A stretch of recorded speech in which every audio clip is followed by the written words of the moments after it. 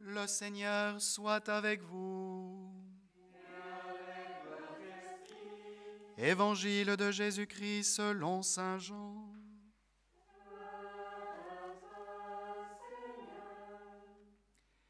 Il y eut un homme envoyé par Dieu, son nom était Jean. Il est venu comme témoin pour rendre témoignage à la lumière, afin que tous croient par lui. Cet homme n'était pas la lumière, mais il était là pour rendre témoignage à la lumière.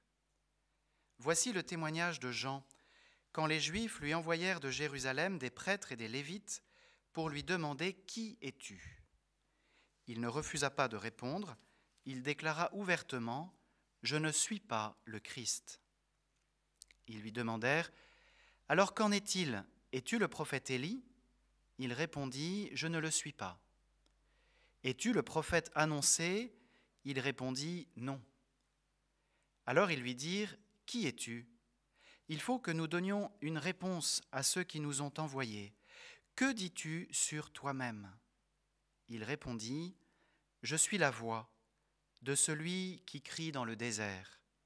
Redressez le chemin du Seigneur, comme a dit le prophète Isaïe. » Or, ils avaient été envoyés de la part des pharisiens. Ils lui posèrent encore cette question.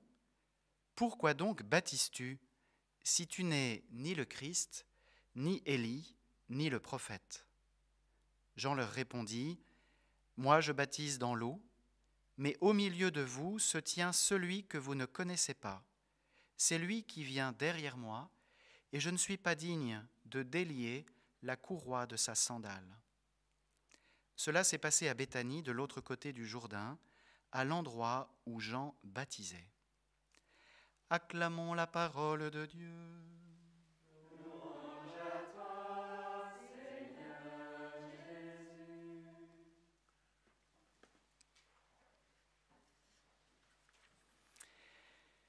Chers frères et sœurs, la couleur liturgique de ce troisième dimanche de l'Avent, c'est soit le violet, soit le rose. Nous n'avons pas de rose à la chapelle de la Domus, je suis désolé pour les plus précis en liturgie.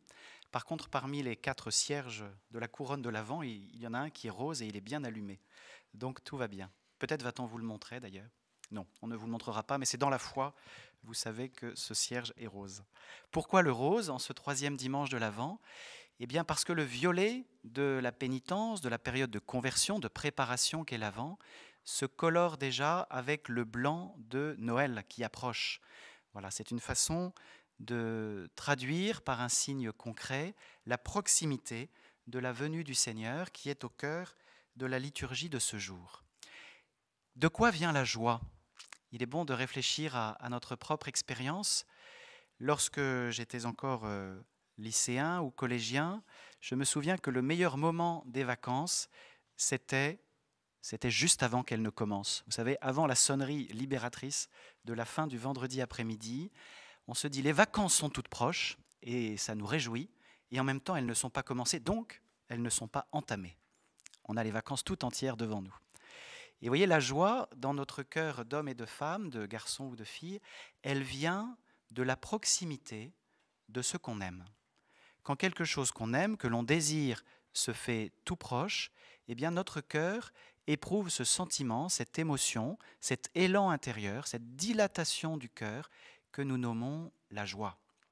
La joie, c'est plus profond que simplement l'excitation superficielle, émotive. La joie dont il est question aujourd'hui dans la liturgie de ce troisième dimanche de l'Avent, c'est vraiment cette joie profonde qui naît de la proximité de celui dont nous nous savons aimer, celui dont nous croyons qu'il nous sauve de toutes nos angoisses, de toutes nos détresses, et qu'ultimement, il est celui qui nous introduit dans la vie éternelle avec son Père, dans le feu de l'Esprit Saint. Voilà d'où vient la joie, de la proximité de celui qu'on aime. Et alors on comprend mieux pourquoi l'Église aujourd'hui se réjouit, parce que le Seigneur est proche. Et quand celui qu'on aime est proche, eh bien nous sommes dans la joie. Alors les fiancés qui sont parmi nous le savent bien, voilà.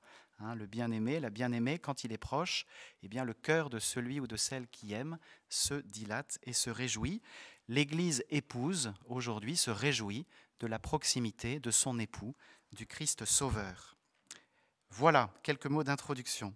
Alors, pour entrer plus avant dans les textes que nous venons d'entendre, il faut mettre en lien, comme toujours d'ailleurs, l'Évangile avec la première lecture.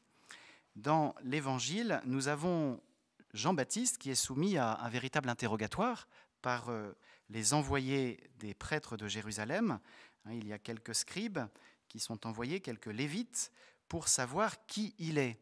Est-il celui que nous attendons ? Et pour mieux comprendre cet interrogatoire, on a la première lecture avec la prophétie d'Isaïe.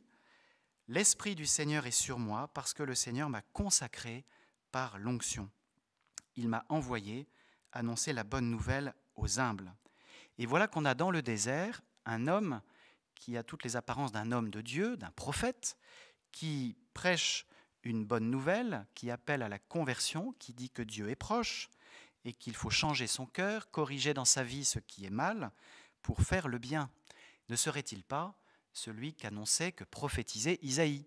Voilà une des sources de l'interrogatoire de Jean-Baptiste, parce que les Lévites, les scribes qui viennent vers lui connaissent bien les Écritures, et connaissent bien Isaïe, connaissent bien aussi les autres prophètes.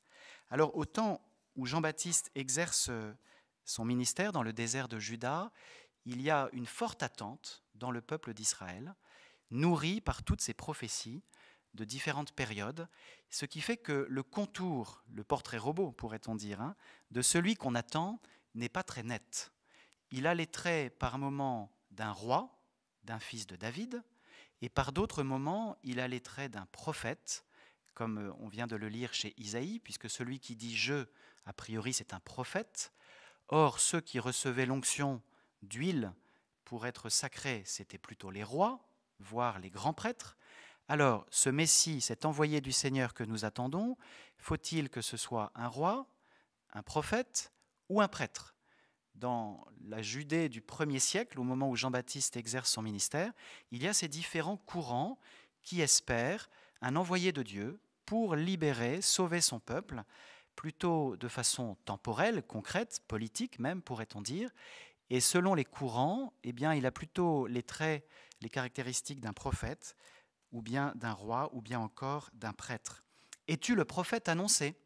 demandent les envoyés de Jérusalem à Jean-Baptiste.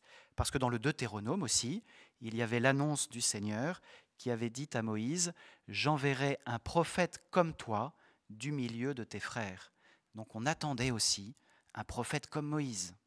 Et puis dans le livre de Malachie, on pouvait entendre que le Seigneur enverrait Élie avant le jour du Seigneur. Et c'est pourquoi dans la tradition juive, il y a cette conviction qu'avant que le Messie arrive, il y aura d'abord le retour d'Élie, ce prophète extraordinaire qui était parti au ciel dans un char de feu et dont on attend donc la venue. Alors, si tu n'es pas le Messie, fils de David, si tu n'es pas Élie, si tu n'es pas le prophète, qui es-tu ? On comprend mieux, vous voyez, toute cette batterie de questions, parce que les envoyés de Jérusalem auprès de Jean-Baptiste sont porteurs finalement de toutes les aspirations, de toutes les espérances du peuple d'Israël. Et Jean va répondre qu'il n'est ni l'un, ni l'autre, ni le prophète. Avec une grande humilité, Jean n'aspire à aucun rôle, à aucune fonction officielle, pourrait-on dire. Il baptise dans l'eau. Mais au milieu de nous se tient celui que nous ne connaissons pas et dont il n'est pas digne de délier la courroie des sandales. Vous voyez cette grande humilité de Jean-Baptiste qui n'est pas la lumière, mais qui rend témoignage à la lumière, comme dit saint Jean au début de son évangile, nous venons de l'entendre. Alors, il y a un paradoxe, parce que dans l'évangile, on l'a entendu pour ceux qui ont vécu la messe ou prié avec l'évangile d'hier, il y a dans l'évangile de saint Matthieu une affirmation de Jésus qui dit Élie, c'est Jean-Baptiste, celui qui doit venir juste avant le Messie pour préparer ses chemins, c'est Jean-Baptiste. Et là, Jean-Baptiste dit non, c'est pas moi. Alors, comment comprendre et comment allier les deux ?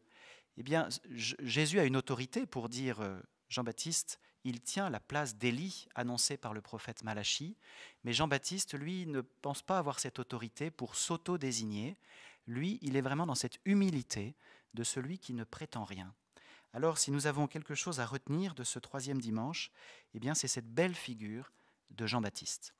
Voilà, c'est lui qui nous est donné vraiment comme témoin pour nous aider à entrer dans la bonne attitude pour accueillir la venue du Sauveur et donc pour fêter avec fruit la fête de Noël toute proche désormais. Vous voyez l'attitude à laquelle nous sommes invités avec la joie, encore une fois, qui nous est donnée, mais la joie, elle vient finalement de l'extérieur, elle nous est donnée par celui qui s'approche. Nous ne nous donnons pas à nous-mêmes la joie, elle nous est offerte, à nous de l'accueillir. Mais l'attitude à laquelle nous sommes invités à partir de nous-mêmes, c'est cette attitude de l'humilité qui est celle de Jean-Baptiste. Qui prétendons-nous être? Vous voyez, qui sommes-nous au fond?